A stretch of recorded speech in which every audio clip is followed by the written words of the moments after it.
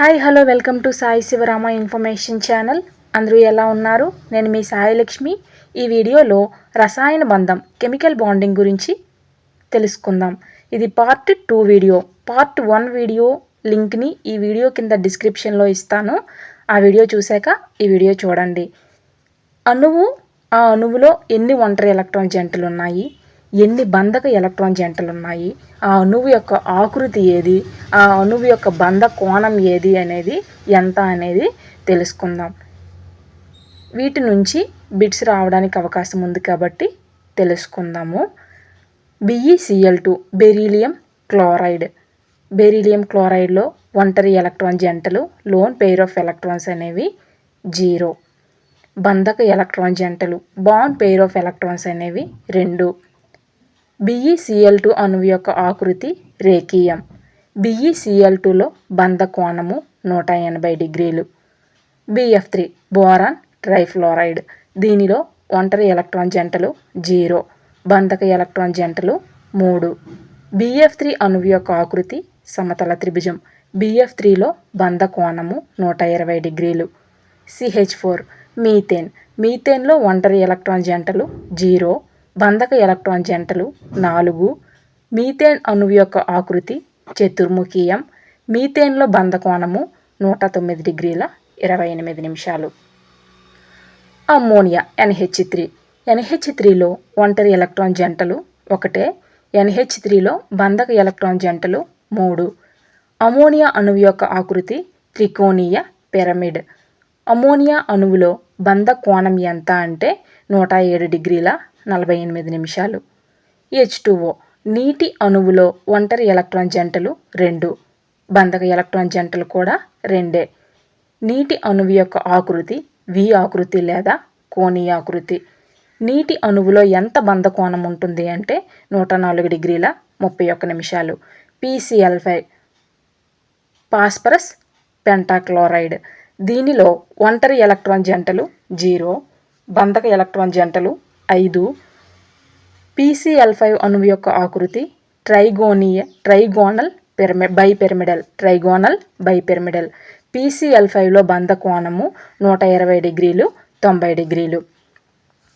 Valency బంధ సిద్ధాంతం.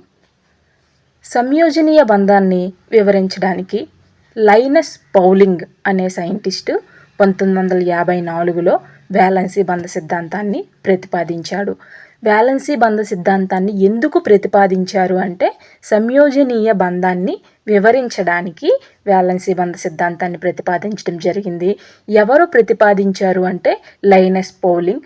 ఏ సంవత్సరంలో అంటే 1954. 2 పరమాణువుల యొక్క అతిపాతం చెందని ఆర్బిటాలలోని ఎలక్ట్రాన్లను 2 కేంద్రకాలు కలిపి పంచుకొనుట వలన 2 పరమాణువుల మధ్య బంధం అనేది ఏర్పడుతుంది. 2 పరమాణువుల మధ్య బంధం ఎలా ఏర్పడుతుంది అంటే 2 పరమాణువుల యొక్క అతిపాతం చెందని ఆర్బిటాలలో ఉన్నటువంటి ఎలక్ట్రాన్లను 2 కేంద్రకాలు కలిసి పంచుకోవటం వల్లనే ఆ 2 పరమాణువుల మధ్య బంధం అనేది ఫామ్ అవుతుంది. ఆర్బిటాలు ఎంతగా అతిపాతం చెందితే అంత బలమైనటువంటి బంధం అనేది ఏర్పడుతుంది. S ఆర్బిటాల్ తప్ప మిగిలిన ఆర్బిటాళ్ళు బంధంలో పాల్గొన్నప్పుడు అవి బంధానికి దిశాత్మక లక్షణాన్ని కలిగిస్తాయి. S ఆర్బిటాల్ తప్ప అంటే అక్కడ P ఆర్బిటాలు, D ఆర్బిటాలు, F ఆర్బిటాల్స్ అవుతాయి. D ఆర్బిటాల్ కానీ, F ఆర్బిటాల్ కానీ, P ఆర్బిటాల్ కానీ బంధంలో పాల్గొన్నప్పుడు అవి బంధానికి దిశాత్మక లక్షణాన్ని కలిగిస్తాయి. 2 పరమాణు ఆర్బిటాళ్ళు అక్షీయ రేఖ వెంబడి అతిపాతం చెందితే సిగ్మా బంధం అనేది ఏర్పడుతుంది. సిగ్మా బంధం ఎప్పుడు ఏర్పడుతుంది అంటే 2 పరమాణువుల యొక్క ఆర్బిటాళ్ళు అక్షీయ రేఖ వెంబడి అతిపాతం చెందితే సిగ్మా బంధం ఏర్పడుతుంది. ఎప్పుడు పై బంధం ఏర్పడుతుంది అంటే 2 పరమాణు ఆర్బిటాళ్ళు పార్శ్వ అతిపాతం చెందితే పై బంధం అనేది ఏర్పడుతుంది. అక్షీయ రేఖ వెంబడి అతిపాతం చెందితే సిగ్మా బాండ్ ఏర్పడుతుంది. పార్శ్వ అతిపాతం చెందితే పై బాండ్ అనేది ఏర్పడుతుంది. పై బంధం కంట సిగ్మా బంధం అనేది బలమైనది. పై బంధం కంటే సిగ్మా బంధం బలంగా ఉంటుంది. సిగ్మా బంధం ఏర్పడిన తరువాతనే పై బంధం ఏర్పడుతుంది. రెండు పరమాణువుల మధ్య ఏకబంధం ఉంది అంటే ఆ ఏకబంధం ఎల్లప్పుడూ కూడా సిగ్మా బంధమే అవుతుంది, కానీ పై బంధం అనేది అవ్వదు. ఇప్పుడు H2నే తీసుకుందాం. హైడ్రోజన్కి మధ్య ఒక ఏకబంధం ఉంటుంది. ఆ ఏకబంధం ఎల్లప్పుడూ కూడా సిగ్మా బంధమే అవుతుంది. ద్విబంధంలో ఒక సిగ్మా బాండ్ ఉంటుంది, ఒక పై బాండ్ ఉంటుంది. ఇప్పుడు ద్విబంధం అంటే O2ని ఎగ్జాంపుల్గా తీసుకుంటే ఆక్సిజన్కి మధ్య రెండు బంధాలు ఉంటాయి. అందులో ఒకటి సిగ్మా బంధము, ఇంకొకటి పై బంధము. త్రికబంధంలో ఒక సిగ్మా బంధము, రెండు పై బంధాలు ఉంటాయి. దీనికి ఉదాహరణగా N3ని తీసుకుందాం. ఇప్పుడు నైట్రోజన్కి మధ్య త్రికబంధం మూడు బంధాలు ఉంటాయి. ఈ మూడు బంధాలలో ఒకటి సిగ్మా బంధము, రెండు పై బంధాలనే ఉంటాయి. ఒక అణువు ప్రదర్శించే ఆర్బిటాల యొక్క అతిపాతాల గురించి తెలుసుకుందాం. H2 అణువునే తీసుకుందాం. హైడ్రోజన్కి మధ్య బాండ్ అనేది ఫామ్ అయ్యింది. H2 అణువులో ఏ ఆర్బిటాల్ అతిపాతం జరుగుతుంది అంటే SS ఆర్బిటాల్ల అతిపాతం జరుగుతుంది. Cl2లో Clకి మధ్య బాండ్ అనేది ఫామ్ అయ్యింది. ఒక Clలో ఉన్నటువంటి p ఆర్బిటాలు ఇంకో Clలో ఉన్నటువంటి p ఆర్బిటాల్తో అతిపాతం చెంది Cl2 అణువులో pp అతిపాతం అనేది ఉంటుంది. HCl తీసుకుందాం. క్లోరిన్కి మధ్య బాండ్ అనేది ఫామ్ అయ్యింది. హైడ్రోజన్లో ఉన్నటువంటి s ఆర్బిటాలు క్లోరిన్లో ఉన్నటువంటి p ఆర్బిటాల్తో అతిపాతం చెంది sp అతిపాతాన్ని HCl అనేది ప్రదర్శిస్తుంది. O2 అణువుని తీసుకుందాం. ఆక్సిజన్ అణువులో ద్విబంధం ఉంటుంది. అయితే ఆక్సిజన్ అణువులో ఏ అతిపాతాలు ఉంటాయి అని అంటే ఒక ఆక్సిజన్ అణువులో ఉన్నటువంటి ఒక py ఆర్బిటాలు ఇంకొక ఆక్సిజన్ అణువులో ఉన్నటువంటి ఒక py ఆర్బిటాల మధ్య సిగ్మా బంధం ఫామ్ అవుతుంది. అదేవిధంగా ఒక ఆక్సిజన్లో ఉన్నటువంటి pz ఆర్బిటాలు ఇంకొక ఆక్సిజన్లో ఉన్నటువంటి pz ఆర్బిటాల్తో సిగ్మా బంధం ఏర్పడుతుంది. ఈ విధంగా O2 అణువులో ఆక్సిజన్కి మధ్య ద్విబంధం అనేది ఉంటుంది. నైట్రోజన్ అణువులో త్రికబంధం ఉంటుంది. నైట్రోజన్కి మధ్య త్రికబంధం ఉంటుంది. అందులో ఒకటి సిగ్మా బంధము, రెండు పై బంధాలు. అయితే సిగ్మా బంధం ఎలా ఏర్పడుతుంది అంటే ఒక నైట్రోజన్ అణువులో ఉన్నటువంటి px ఆర్బిటాలు ఇంకొక నైట్రోజన్ అణువులో ఉన్నటువంటి py ఆర్బిటాల్తో అతిపాతం చెంది సిగ్మా బంధం ఏర్పడుతుంది. పై బంధాలు ఎలా ఏర్పడతాయి అంటే ఒక నైట్రోజన్ అణువులో ఉన్నటువంటి py ఆర్బిటాలు ఇంకొక నైట్రోజన్ అణువులో ఉన్నటువంటి py ఆర్బిటాల్తో అతిపాతం చెంది ఒక పై బంధం ఏర్పడుతుంది. ఇంకొక పై బంధం ఎలా ఏర్పడుతుంది అంటే ఒక నైట్రోజన్లో ఉన్నటువంటి pz ఆర్బిటాలు ఇంకొక నైట్రోజన్లో ఉన్నటువంటి pz ఆర్బిటాల మధ్య అతిపాతం చెంది పై బంధం అనేది ఏర్పడుతుంది. ఈ విధంగా నైట్రోజన్ అణువులో ఒక సిగ్మా బంధము, రెండు పై బంధాలు ఏర్పడతాయి. సంకరీకరణము, హైబ్రిడైజేషన్.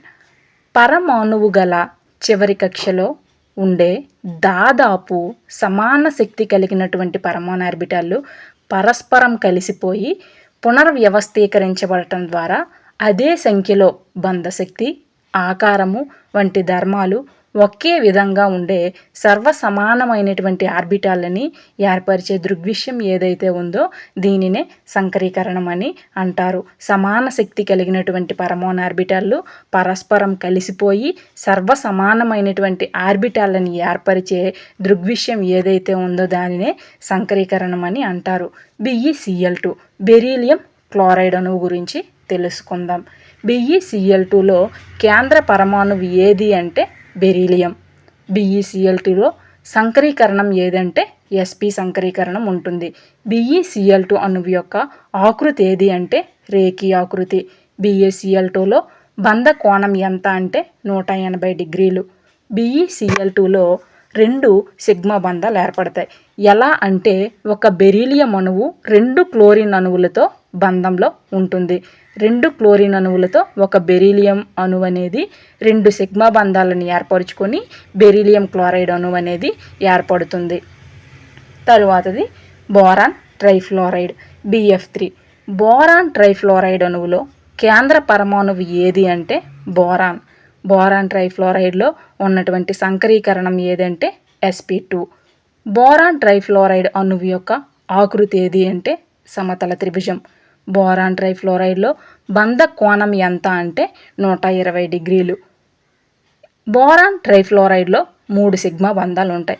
ఎందుకు 3 సిగ్మా బంధాలు ఉంటాయంటే ఒక బోరాన్ అణువు అనేది 3 ఫ్లోరిన్ అణువులతో BF3 కాబట్టి ఒక బోరాన్ అణువు 3 ఫ్లోరిన్ అణువులతో బంధంలో ఉంటుంది.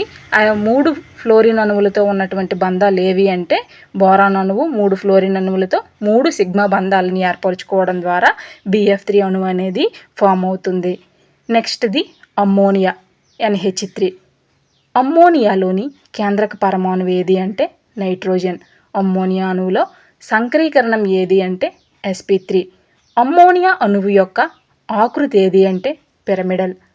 అమ్మోనియా అణువులో నైట్రోజన్ పై గల ఒంటరి ఎలక్ట్రాన్ జంటలు ఎన్ని అంటే 1.